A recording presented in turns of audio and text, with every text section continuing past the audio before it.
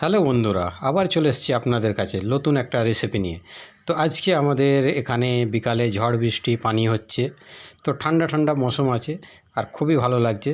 তো সেই উদ্দেশ্যে কিছু খেতে মন চাইছিল, তো আজকে আমরা এখানে বাড়িতে আলুর চপ বানিয়ে নিচ্ছি। দেখো, আর এই ঠান্ডা মৌসুমে আলুর চপ আর একদম দুধের চা খেতে খুবই ভালো লাগে আর খুবই টেস্টফুল হয় আর দারুণ লাগে খেতে। তো আপনাদের দেখাচ্ছি, আপনারা দেখুন।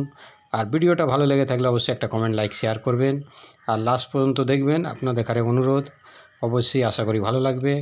আর ঝড় বৃষ্টি হলে আপনারাও বাড়িতে বানিয়ে খাবেন, খুবই ভালো লাগবে আর খুবই টেস্টফুল লাগবে।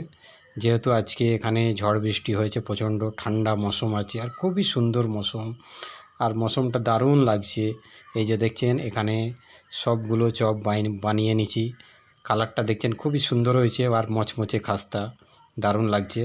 তো আপনাদের ঘরে কেমন লাগলো অবশ্যই আপনারা কমেন্টে জানাবেন। তো আসুন আপনাদের দেখাবো, এর সাথে দুধের চা আছে, একদম খুবই সুন্দর। আসুন, দেখতে পাচ্ছেন সবগুলোই এখানে হয়ে গেছে রেডি। আর আপনাদের ঘরে কেমন লাগলো অবশ্যই কমেন্টে জানাবেন। আশা